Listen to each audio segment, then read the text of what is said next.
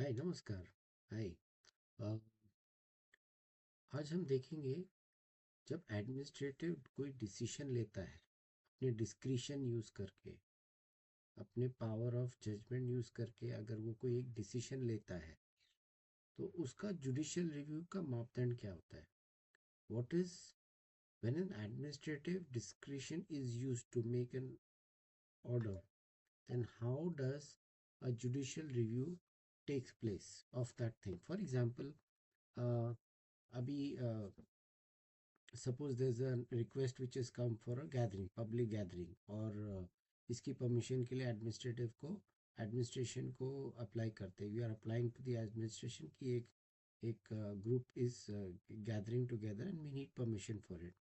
और if the permission is not in favor of the group, then what is the action they can take? If they go for a judicial review, can they go for a judicial review? And if they go for a judicial review, then what is the standard? किस मापदंड पे वो judicial decision जो लिया गया है, अगर लोग इकट्ठा होना चाहते हैं किसी की चीज़ के लिए और वो अप्लाई करते हैं परमिशन के लिए और एक ऑर्डर आता है, फेवरेबल हो या अनफेवरेबल हो, अगर उसको जुडिशियल रिव्यू के लिए चैलेंज करना है, उसको कोर्ट में चैलेंज करना है कि हमें ये डिसीजन ठीक नहीं लगा, जो एडमिनिस्ट्रेशन ने अपने डिस्क्रिशन यूज़ करके, अपना दिमाग यूज़ करके, अपना माइंड यूज़ करके उन्होंने जो डिसीजन दिया है वो हम इससे सहमत नहीं है, तो जुडिशियल रिव्यू लग जाता है उसके ऊपर।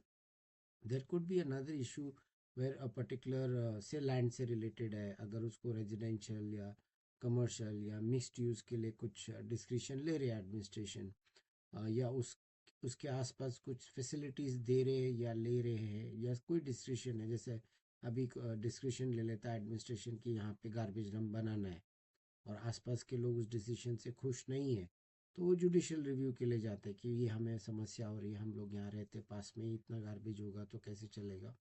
सो these are small issues that often come up in a discretion manner, and judicial review के लिए अगर जो लोग उस डिस्क्रिशन से हैप्पी नहीं है वो जुडिशियल रिव्यू के लिए जाते हैं। So this is the meaning and need for an administrative discretion and a judicial review on top of it. अभी second point comes is rule of law and administrative discretion and constitutional imperative. अभी इसमें important part क्या है, the rule of law, it clearly says कि rule of law किसने लाया था, एवी dicey ने लाया था। और डी एवी डाइसी के जो दो पॉइंट्स हमने अडॉप्ट किए इंडिया में, अ, एक है सुप्रीमेसी ऑफ लॉ रहता है, मतलब कॉन्स्टिट्यूशन सर्वोपरि है, everything everything about constitution and law is at the most foremost level. और उसके बाद इक्वालिटी जो आर्टिकल 14 में हमें दिया है। तो these two things we have adopted. And administrative discretion में ये देखा जाएगा कि उन्होंने, are they within the law, क्या उन्होंने कानून फॉलो किया फुली। सेकंड इज, क्या उन्होंने सबको इक्वल ट्रीटमेंट दिया। ये हुआ कि एक ग्रुप ने रिक्वेस्ट मांगी, उसको तो मना कर दिया, दूसरे ग्रुप को ओके कर दिया। So is are they being equal in all senses. इसके कॉन्स्टिट्यूशनल इम्पेरेटिव्स क्या है। See, we have discussed in, using Article 245 45 and 246, the legislature has the power to make the legislation. Power of making laws is with the government, given in Constitution, Article 245 and 246, उसमें फिर union list and state list और वो सब लिखा है। Then Constitution says, has given certain rights in Chapter 3 of the Constitution, which talks about life and liberty, equality. All this should be followed when administration discretion is being used. अगर आप happy नहीं हो, you are not happy, आप खुश नहीं हो जो administrative discretion use हुआ है, तो आप उसको और आपके कुछ फंडामेंटल राइट्स इम्पैक्ट हो गए जो चैप्टर 3 में दिए गए हैं, तो आप आर्टिकल 32 के अंडर सुप्रीम कोर्ट में रिट फाइल कर सकते हो, और you can file a writ under Article 226 in the High Court. और कॉन्स्टिट्यूशनल पार्ट क्या रहता है, that article 227 gives high court a full superintendence over all the matters within the state as far as the judiciary and the quasi judiciary and the tribunals are concerned. So if you explain this as part of the answer when the question comes, then you will be able to, using these articles that I mentioned, you can be able to justify your answer. Also separation of power बहुत ज़रूरी है. Each, whether the legislature or the executive or the judiciary, it is clearly mentioned in Article 15 that there is a separation of power between the executive and the judiciary. तो separation of power जो Montesquieu ने बोला था और article 15 में उसकी reflection आती है, we have taken it very in the constitution and you can refer to it. So other than that, the Constitution has mentioned Article 323A and 323B, जिसमें अलग अलग टाइप के ट्राइब्यूनल्स सेटअप किए हैं. 323 में कैट है जो सर्विस मैटर्स देखता है सेंट्रल गवर्नमेंट के, और 323B में taxation, land related, industrial dispute and वगैरह जो हमने पहले पढ़ा था. In the previous sections we have studied this. So we this is the constitutional reference as far as the administrative law is concerned, specifically also to the discretion. Now let's look at what are the various doctrines that are applied by the judiciary when reviewing an administrative discretion. जो matter court में जाता है, अगर एक party happy नहीं है, खुश नहीं है उस डिसीजन से, तो वो कोर्ट जाता है और वो चैलेंज करता है एडमिनिस्ट्रेटिव डिस्क्रिशन जो एडमिनिस्ट्रेशन ने यूज़ किया. लाइक वी सेड, किसी ने अप्लाई किया गैदरिंग के लिए और उनको परमिशन नहीं मिली और दूसरे को मिल गई. अगर जो ग्रुप खुश नहीं है इस बात से लेके, वो जाता है कोर्ट में. सो कोर्ट अप्लाइज व्हाट स्टैंडर्ड्स, क्या मापदंड यूज़ करता है, दैट ये पूरा जुडिशियल रिव्यू के अंदर जब आता है तो क्या क्या डॉक्ट्रिन्स, क्या क्या थिंकिंग रहती है जुडिशरी की, अब हम देखेंगे उसको. Let's look at these. So my law friends, let's look at what are the various doctrines that are used for judicial review. ये पूरा एग्जाम का मटेरियल है. We have about 19 doctrines that we will study. आपको जितना whatever you can remember you can write in the exam. Doctrine of rule of law, doctrine of separation of power, doctrine of ultra vires, doctrine of permissible legislation, doctrine of excessive delegation, doctrine of impermissible limits, rule against bias, rule of fair hearing, doctrine of irrationality, uh, doctrine of malified or improper purpose, doctrine of public accountability, doctrine of proportionality, doctrine of legitimate expectation, doctrine of promissory estoppel, self-vitiating doctrine, doctrine of res judicata, doctrine of precedent, doctrine of error of law apparent on the face of record, doctrine of non-application of mind. अभी ये पूरे heavy English word से do not get worked up. इसकी जो explanation है बहुत ही simple है. Let's go through what all those explanations are, so that एक बार आपका एक्सप्लेनेशन होगा तो आपको वर्ड्स याद आ जाएंगे. So let's look at what it is. Let's look at the first one. What is doctrine of law? The government must be subject to and controlled by law, and its action must not be arbitrary. कानून के हिसाब से चलना है. Basically doctrine of law क्या बोलता है? जैसे एवी डाइसी ने बोला था, सुप्रीमेसी ऑफ लॉ है, हमारा कॉन्स्टिट्यूशन सर्वोपरि है. It is and it's the guiding principal. और उसके विपरीत, not to go against the constitution or the law made through the power of the constitution. Let's go with the doctrine of separation of power, the second one.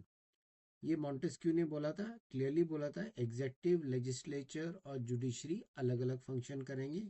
दोनों को एक checks and balance की तरह चलेगा सब. और ऐसा नहीं होना चाहिए कि एग्जेक्टिव यानी जो एडमिनिस्ट्रेटिव डिस्क्रिशन है ओवररीच कर रहा है लेजिस्लेचर के ऊपर, और कुछ जो लेजिस्लेचर ने अलाउ नहीं किया वो कर रहा है एग्जेक्टिव. तो separation of powers is another doctrine by which judiciary does a review of the administrative discretion. Then doctrine of ultra vires, administration must decide, discretion should be within the scope given by the power. मतलब वो कानून के अंदर, कानून के दायरे में सब डिस्क्रिशन पास होना चाहिए. Doctrine of ultra vires says दो four corners of the boundary of the law, उसके अंदर सारे डिसीजंस होने चाहिए. So that is doctrine of ultra vires. These are very easy understanding document. It will be if you attempt this question in the exam, it will be very scoring. So if so let's go ahead with the next this thing. Doctrine of permissible legislation. The legislature may delegate ancillary or detailed filing functions provided the essential functions legislative functions are retained. इसका मतलब ये है जो तो doctrine of permissible legislation मतलब अगर कोई delegation हो रहा है तो किस किस मापदंड पे हो सकता है, क्या अलाउड है क्या नहीं अलाउड है। हमने लास्ट टाइम किया था, जैसे अगर कोई आपको रूल बनाना है जो makes life easy for the citizens, you can make that. It should not take away the legislation power itself, और it should not be retroactive, कोई फाइन नहीं होना चाहिए, कोई पेनल्टी नहीं होना चाहिए। So these are doctrine of permissible legislation जो हमने लास्ट वीडियो में डिटेल में किया है। Then we have doctrine of excessive legislation, sorry, we have doctrine of excessive delegation.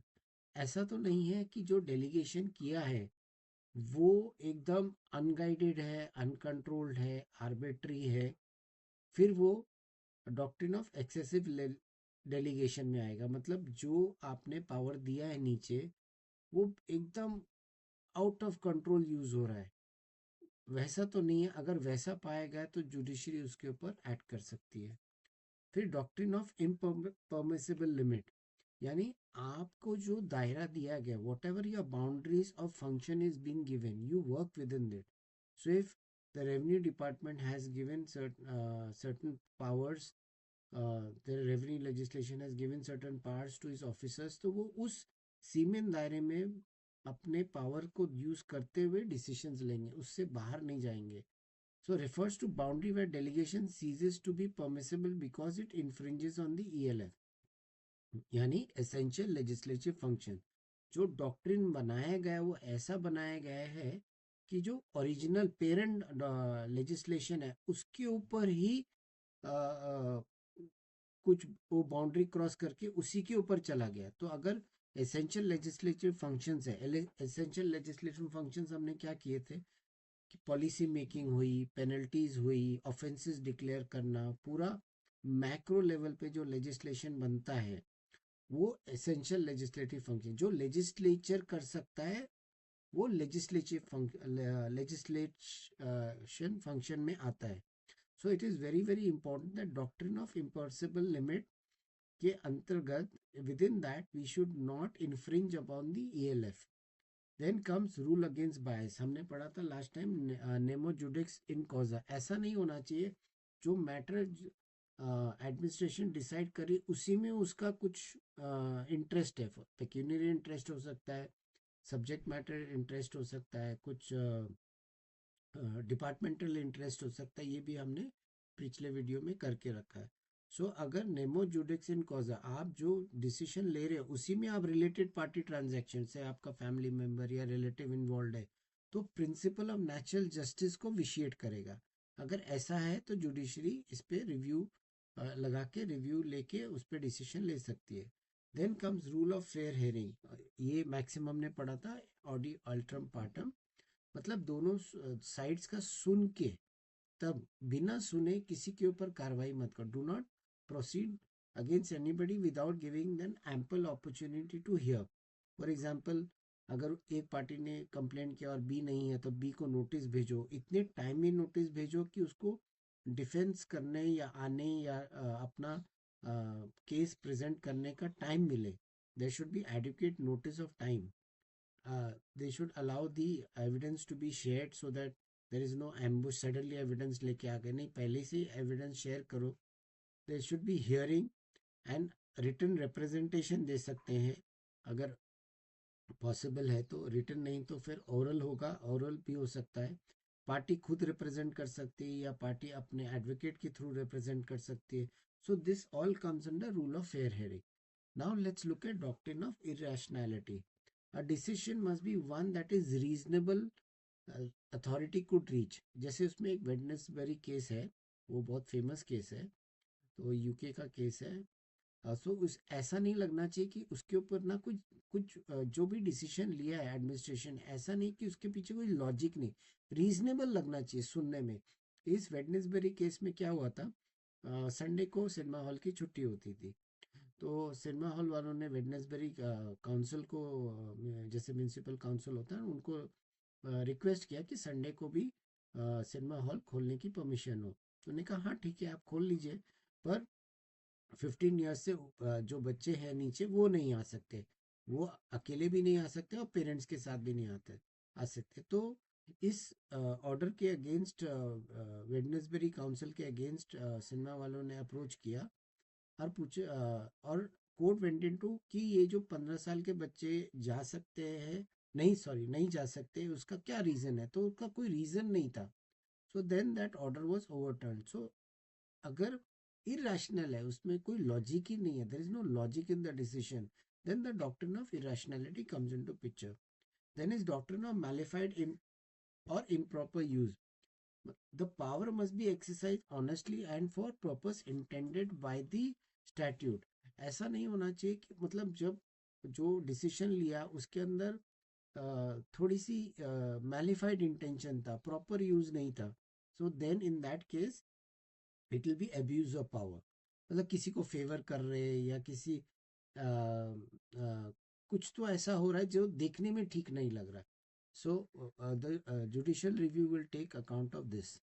Then is doctrine of public accountability. इसमें क्या रहता है, एडमिनिस्ट्रेशन के पास पावर है और पब्लिक का ट्रस्ट बनाए रखना। You have to maintain the public trust by being answerable for your decisions. ऐसा नहीं कि नहीं मैंने तो ले लिया decision, now you do what you want to do, not like that. Public administration जो एडमिनिस्ट्रेटिव पावर है जिसके पास, उसको पब्लिक इस ही has to maintain the public trust.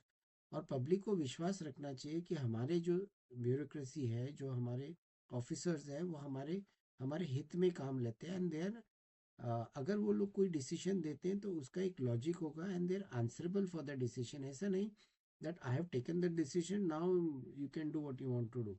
So that is doctrine of public accountability. Then comes doctrine of proportionality. जो decision लिया है वो थोड़ा बैलेंस रखना चाहिए, स्टैटरी लिमिट्स के अंदर होता है, प्रोपोर्शनल होना चाहिए। ऐसा नहीं कि बहुत एक्सेसिव पेनल्टी दे रही। फॉर एग्जांपल अभी कॉलेज में आई कार्ड पहन के नहीं गए, तो ऐसा तो नहीं होना चाहिए that college authority suspends the student. I am just giving an example, don't take it literally. But या फिर आप रोड पे जा रहे हैं और आपने हेलमेट नहीं पहना है, या आपको रोका जाता है एंड देन सडनली आपका लाइसेंस ही कैंसिल हो गया। नाउ दैट इज प्रोपोर्शनली बहुत छोटे से जुर्म के लिए बहुत ज़्यादा बड़ी सजा है। So what happens is that proportionality देखी जाती है, मतलब कितना बड़ा जुर्म है, कितना बड़ा ऑफेंस है, या कितना बड़ा प्रॉब्लम है, और उसके हिसाब से सज़ा कैसे दी गई है। अगर किसी ने जैसे ऑफिस में छुट्टी मार ली, या तो ऐसा हो सकता है कि उसको लीव विदाउट पे कर दिया मैक्सिमम, या फिर उसकी लीव बैलेंस में से कम, पर उसको काम से निकाल दिया, ऐसा नहीं हो सकता, बिकॉज काम से निकाल दिया will be too much. It's not proportional to the error that has happened. So that is the doctrine of proportionality. Then doctrine of legitimate expectation protects an expectation of particular procedure or benefit based on administrative promise or consistent practice. इसमें ये feeling है कि जो आपका legitimate expectation, अगर आप form भर रहे हो तो आपका एक्सपेक्टेशन है कि मेरे को उसका रिजल्ट आएगा। आपने ड्राइविंग लाइसेंस अप्लाई किया, आपने पैन कार्ड अप्लाई किया, आपने कुछ कुछ एक अर्जी डाली आपके यूटिलिटी डिपार्टमेंट में, इलेक्ट्रिसिटी के लिए, वाटर के लिए, कुछ आपने डाल, आपका लेजिटिमेट एक्सपेक्टेशन है कि आपको उसका एक रिस्पॉन्स आएगा, इतने टाइम में आएगा, और अगर आपने पैसा और सब आपके पेपर्स बराबर है तो आपको, तो लेजिटिमेट एक्सपेक्ट है। मगर अगर कोई जवाब ही नहीं आ रहा है, nothing is happening in the system, then your doctrine of legitimate expectation then applies. अगर आपने जैसे बोला कि आपने ग्रुप में कुछ करना है और उसके लिए परमिशन मांगी है, ग्रुप एक इकट्ठा होने के लिए एक जगह में, तो आप एक्सपेक्ट करोगे या तो उसका ऑर्डर आएगा, यस आप मिल्स पे इकट्ठे हो सकते हैं, या नहीं आएगा, जो भी आएगा उसमें एक रीज़न भी दिया जाए। ऐसे बोल सकते हैं कि अभी ये ग्रुप गैदरिंग्स हम अलाउ नहीं कर रहे बिकॉज या तो कोई जैसे कोविड काइंड ऑफ सिचुएशन है या कोई लॉ एंड ऑर्डर सिचुएशन है, जो भी है वो दिखना चाहिए, it should look like legitimate. Second is doctrine of promissory estoppel। इसमें क्या रहता है, prevents the state from going back on a clear unequivocal promise made to a citizen. यानी अगर सरकार ने कुछ मंशा जाहिर करी कि भाई अगर लोग ये सपोज एक ग्रामीण एरिया में रूरल इसमें मुर्गी पालन अगर आप करते हो तो हम आपको इतना सब्सिडी देंगे या आपको एक हेल्प देंगे, या अभी कोई प्रॉब्लम आ गई नेचर में, बारिश हो गई तो हम आपको इतना मदद देंगे। अगर कुछ ऐसा कुछ स्टेट ने प्रॉमिस किया और उसके बेसिस पे सिटीजन ने थोड़ा इन्वेस्टमेंट, इसे मुर्गी पालन है उसमें उन्होंने सर्टन इन्वेस्टमेंट कर लिया है, और if you use biogas and we will give you this much subsidy, और उसने बायोगैस का सिस्टम भी लेके आया, पर बाद में the administration does not want to keep its promise, तो डॉक्ट्रिन ऑफ प्रॉमिसरी स्टॉपर लग जाएगा कि अगर आपने सिटीजन्स को ये प्रॉमिस किया था और उसके बेसिस पे सिटीजन ने एक्ट किया है, जैसे सोलर पैनल लगा दिया इलेक्ट्रिसिटी के लिए, गैस के लिए कुछ सिस्टम बना दिया और उन्होंने इन्वेस्ट किया है, और उसमें आपने बोला आप बाद में टैक्स, प्रॉपर्टी टैक्स में कुछ सब्सिडी दोगे या कुछ ऐसा करोगे, so in that case doctrine of promissory estoppel लगेगा। अगर आपने प्रॉमिस किया you must keep that promise. Then is self vitiating doctrine, refers generally to a fundamental procedure or a jurisdiction flaw that automatically vitiates or invalidates the administration decision। यानी जो decision लिया है उसके basis ही और इतने flawed है, for example उन्होंने कोई डिसीजन लिया है और जो एविडेंस पे डिसीजन लिया है उससे रिलेटेड ही नहीं था।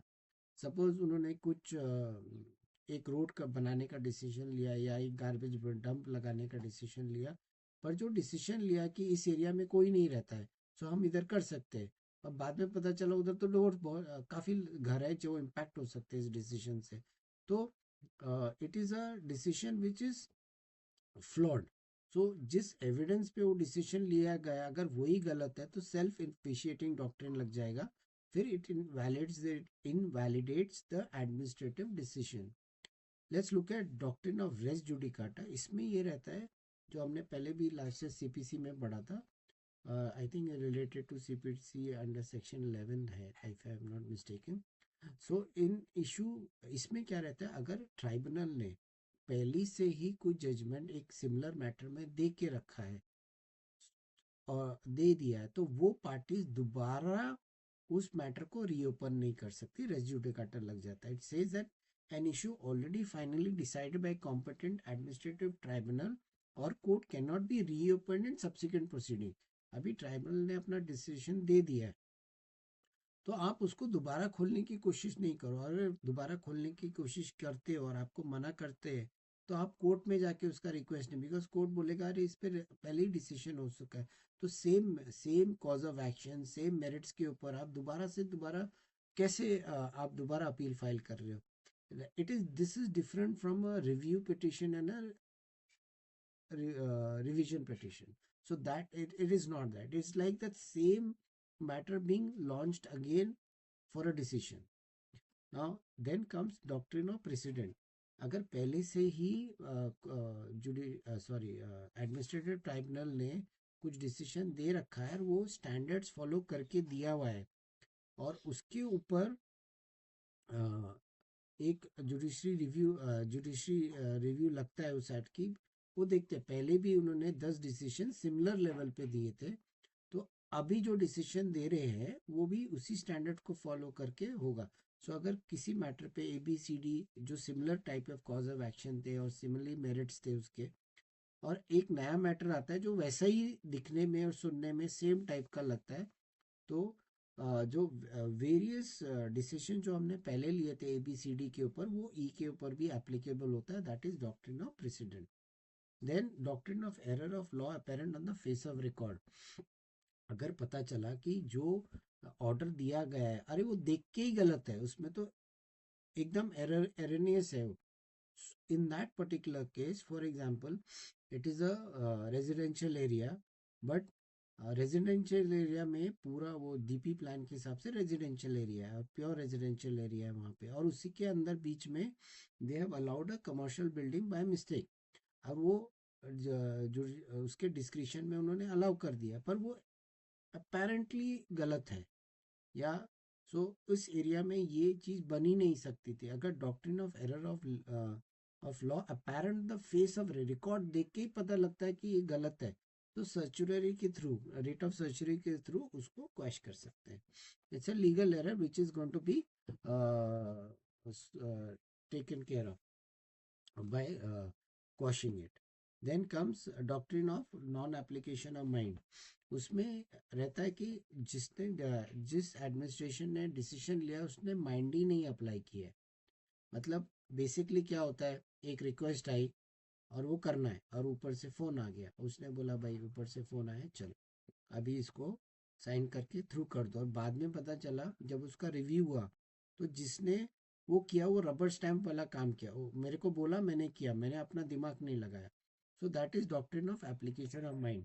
जब जब all these doctrines are applied, जैसे ये बोला नॉन एप्लीकेशन ऑफ माइंड, बिना दिमाग यूज़ करे एकदम साइन करके ऑर्डर रिलीज किया, बाद में रिव्यू में पता चलता है कोई लॉजिक नहीं था, कोई बस एक प्रॉब्लम, ऊपर से एक डायरेक्टिव आया था और ये हो गया है। So then judicial review will take a decision on it. So in short we have gone through close to around 19 of this doctrines. आप देख लो इसमें से which all you are comfortable with to write in your exam, and then you can go ahead with it. So, so in this manner, we have finished judicial control on administrative decision. If failure to exercise discretion भी हो सकता है कि उनको लेना था पर उन्होंने नहीं लिया, या अपने डिस्क्रिशन जो पावर है उसको अब्यूज किया, तो उसमें जितनी यहाँ about 4-5 doctrines are written. Doctrine of proportionality हमने किया, डॉक्ट्रिन ऑफ लेजिटिमेट एक्सपेक्टेशन किया, पब्लिक अकाउंटेबिलिटी किया। Now these are, but other than that we have done 19 doctrines which is used for judicial review. I would request you to go through this, and all the best for your exams and for your viva and whatever you're attempting to do.